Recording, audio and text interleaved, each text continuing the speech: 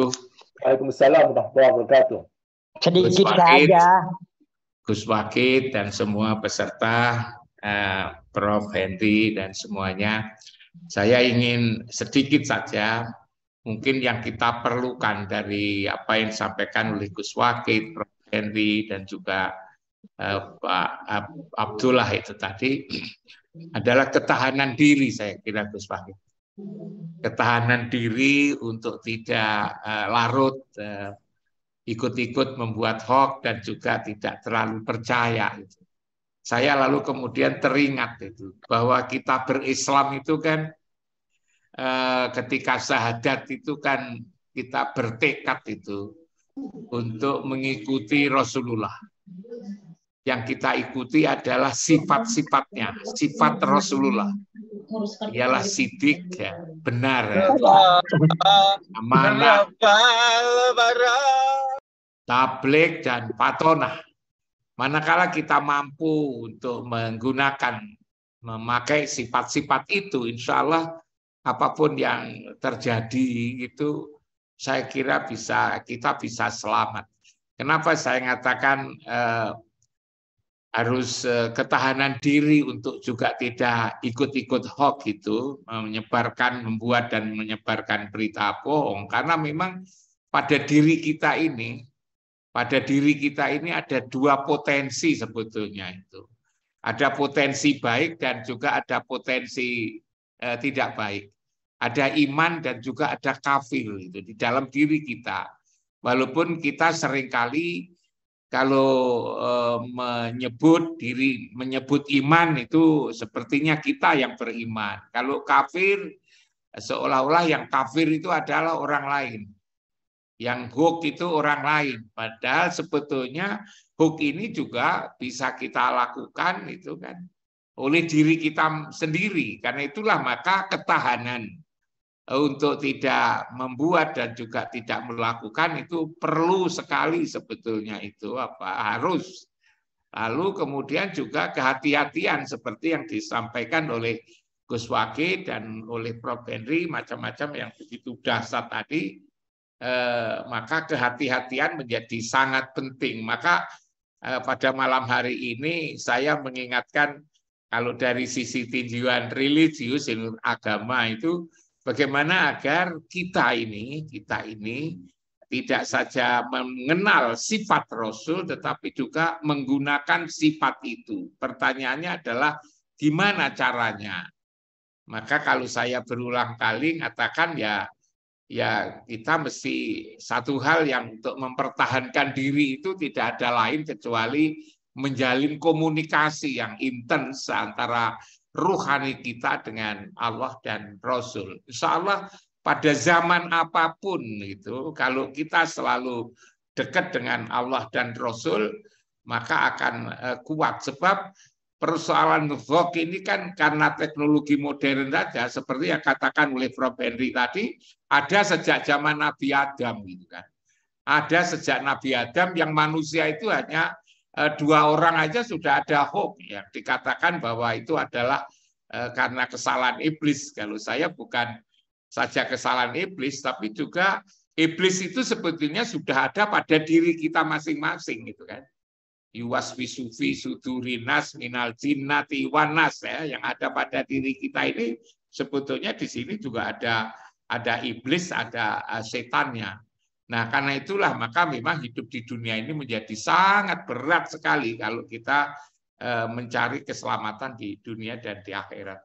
Saya kira itu Gus Wakid, saya sedikit saja itu bagaimana intinya membuat ketahanan diri yang itu hanya bisa diraih tatkala kita dekat dengan Allah dan Rasul itu. Sekian Gus Wakid. Assalamualaikum warahmatullahi wabarakatuh. Waalaikumsalam Bapak Bu, saya mohon bersabar. Ini karena memang ada peserta dari luar negeri. Mudah-mudahan nanti kita bisa tambah sahabat itu. Dan kebetulan beliau ini orang penting di Kuwait ya. Ini saya melihat, saya kangen ini sama Prof. Muhammad Isman Yusuf ini. Dari kita beralih ke Gorontalo. Silakan Prof. Isman Yusuf. Terima kasih Gus Wahid. Assalamualaikum warahmatullahi wabarakatuh. Waalaikumsalam warahmatullahi wabarakatuh. Hamdan syukronillah wassalatu wassalamu rasulillah la haula wala quwata illa billah ma ba'du. Yang saya hormati Gus Wahid, Prof Henry, Prof Imam, dan seluruh partisipan dari halaqah setiap hari Jumat yang sama-sama dirahmati Allah Subhanahu wa taala. Menarik sekali apa yang sudah disampaikan oleh Gus Wahid dan Prof Henry tadi. Jadi saya mencoba untuk melihat, memperkuat yang disampaikan oleh Prof Imam tadi. Memang perlu ada ketahanan pada diri kita. Pertama, tentu dari luar tubuh kita harus berusaha untuk menciptakan suatu teknologi teknologi dari sisi IT untuk bagaimana memilah dan memilih informasi-informasi yang diterima baik lewat gadget kita maupun oleh media sosial yang lain. Sehingga tidak semua informasi itu kita baca, tidak semua informasi itu kita telan mentah-mentah, dan harus dipilah dan dipilih mana yang harusnya kita terima.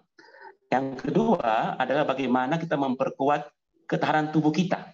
Sebenarnya Gus Wahid, dalam tubuh kita itu Allah sudah menciptakan di otak kita itu suatu sistem yang untuk memilah dan memilih informasi yang masuk. Ya, jadi ada namanya prefrontal cortex di otak kita itu yang akan melihat informasi yang benar itu harusnya disimpan, sementara informasi yang salah atau keliru atau hoax itu harus dibuang.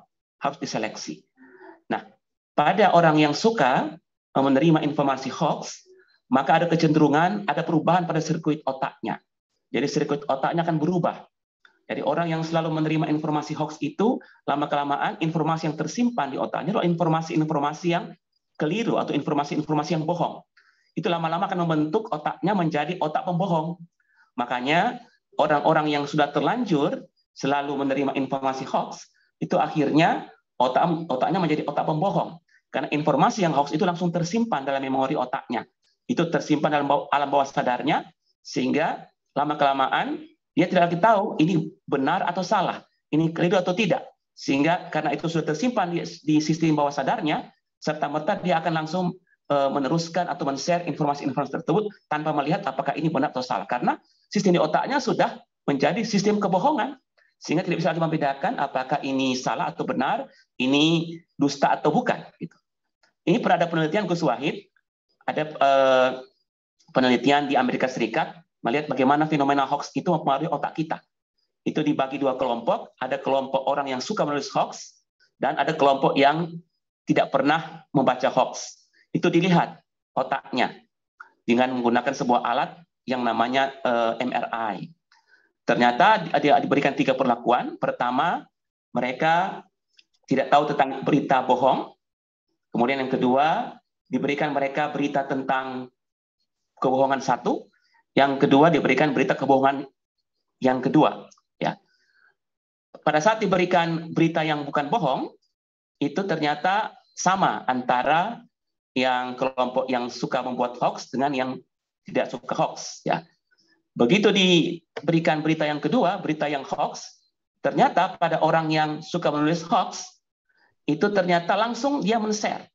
Ada perubahan di otaknya, ternyata otaknya merespon itu sebagai suatu informasi yang harus itu diteruskan. Karena memang dia sudah biasa untuk menerima informasi hoax. Begitu dia terima berita yang kedua tentang hoax, ternyata juga terlihat bahwa di otaknya tidak ada mekanisme memilih dan memilah. Langsung dia men-share.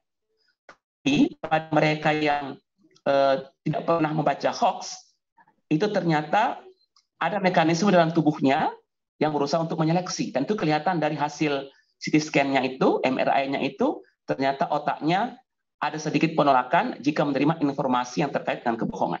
Ini menunjukkan bahwa apabila kita membiasakan diri untuk tidak menerima informasi hoax, maka otak kita akan mudah menseleksi, akan mudah untuk menolak berita-berita bohong tersebut. Sebaliknya, jika kita membiasakan diri untuk menerima informasi hoax itu, kita telan mentah-mentah, lama-kelamaan sistem pertahanan tersebut akan lemah. Akhirnya menjadi sesuatu yang menjadi kebiasaan, habit. Akhirnya semua informasi yang masuk itu, walaupun hoax dan tidak hoax, dianggap benar. Dan itu yang diteruskan. Nah, ini bahaya. Yang kita khawatirkan, masyarakat Indonesia itu sudah terkena itu. Karena menganggap berita itu sudah berita suatu kebenaran. Sehingga itu tidak lagi mengetahui apakah ini hoax atau bukan. Karena sudah menjadi suatu sistem yang mendarah daging dalam otaknya. Nah, inilah Gus Wahid pentingnya kita memperkuat sistem keagamaan kita, bagaimana kita memilih informasi yang sampai informasi itu malah justru merusak sirkuit otak kita. Mudah-mudahan dengan penjelasan dari Gus Wahid akan menjadi penguatan buat kita dalam rangka untuk menyaring, menyeleksi, memilih informasi-informasi yang kita akan teruskan, mana yang hoax dan tidak, sehingga akan membantu ketahanan pada otak kita dalam membentuk sirkuit otak yang anti hoax. Terima kasih. Assalamualaikum warahmatullahi wabarakatuh. Waalaikumsalam. Profesor Muhammad Isman Yusuf dari Gorontalo. Bapak Ibu, waktu jua yang sangat membatasi kita, tapi saya tuh mohon izin itu, mungkin ini ada Profesor Umar ya, mungkin kita kasih kesempatan beliau